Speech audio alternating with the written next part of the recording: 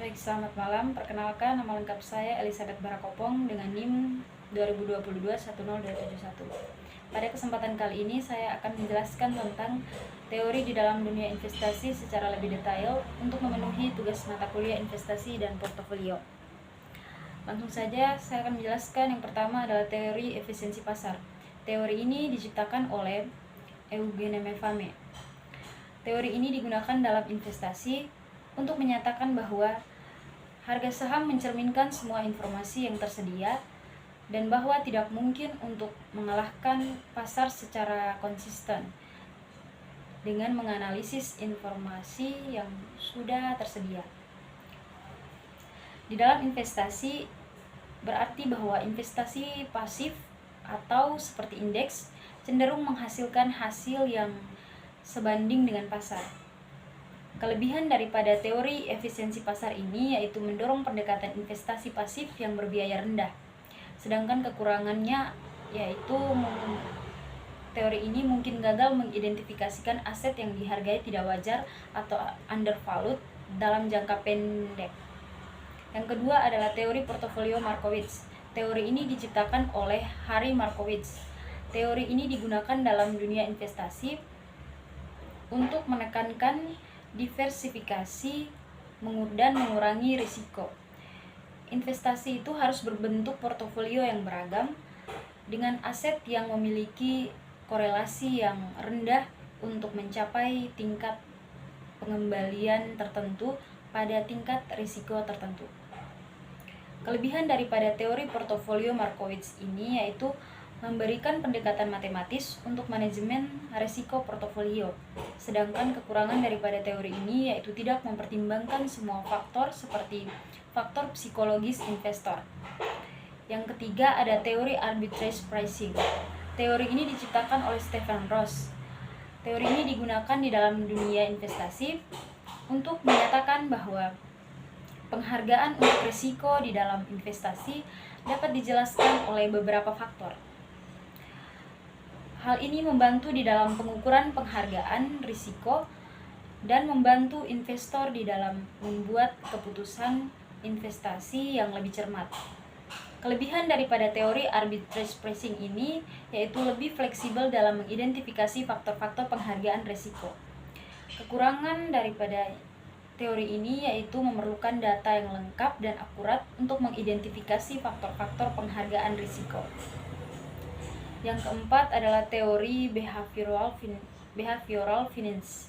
Teori ini diciptakan oleh berbagai banyak kontributor termasuk Daniel Kahneman dan Amos Tversky.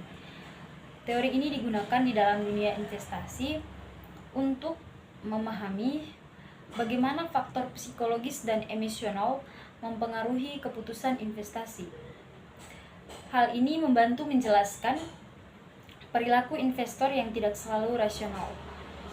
Sedangkan kelebihan dari teori behavioral finance ini yaitu membantu menjelaskan perilaku yang tidak selalu masuk akal di dalam keputusan investasi. Sedangkan kekurangan dari teori ini yaitu tidak selalu memberikan panduan yang jelas untuk mengatasi perilaku yang bias. Yang kelima adalah teori nilai investasi atau value investing. Teori ini diciptakan oleh Benjamin Graham dengan kontribusi dari Warren Buffett. Penggunaan teori ini di dalam dunia investasi yaitu teori nilai investasi itu menekankan penilaian intrinsik saham. Investor mencari saham yang dianggap dihargai lebih rendah daripada nilai sebenarnya perusahaan. Kelebihan daripada teori nilai investasi ini yaitu lebih fokus kepada investasi jangka panjang dan perlindungan modal. Sedangkan kekurangan daripada teori ini adalah memerlukan analisis yang dalam dan kesabaran. Yang keenam ada teori dividen dan teori keagenan atau dividend and agency theory. Teori ini diciptakan oleh Myron J. Gordon, dividend theory, dan Michael J. Jensen dan William McLean sebagai agensi teori. Kegunaan teori ini di dalam dunia investasi adalah untuk membahas distribusi dividen oleh perusahaan kepada pemegang saham. Teori keagenan mengkaji konflik kepentingan antara pemegang saham dan manajemen perusahaan di dalam pengambilan keputusan mengenai dividen dan kebijakan korporat. Kelebihan daripada teori dividen dan teori keagenan ini adalah menjelaskan bagaimana kebijakan dividen itu dapat mempengaruhi pemegang saham dan manajemen perusahaan. Sedangkan kekurangan daripada teori dividen dan teori keagenan ini yaitu tidak selalu berlaku untuk semua jenis perusahaan dan industri. Yang terakhir adalah teori reksadana atau mutual fund theory. Teori ini diciptakan oleh berbagai ide konsep reksadana yang melibatkan sejumlah individu, tetapi Maurice F. Strong sering dianggap sebagai salah satu pelopor awalnya. Penggunaan teori ini di dalam dunia investasi adalah teori ini lebih berfokus pada manajemen kolektif dana dari berbagai investor. Ini memungkinkan investor untuk menginvestasikan dana mereka di dalam portofolio yang dikelola secara profesional yang dapat memberikan diversifikasi yang lebih mudah kepada investor.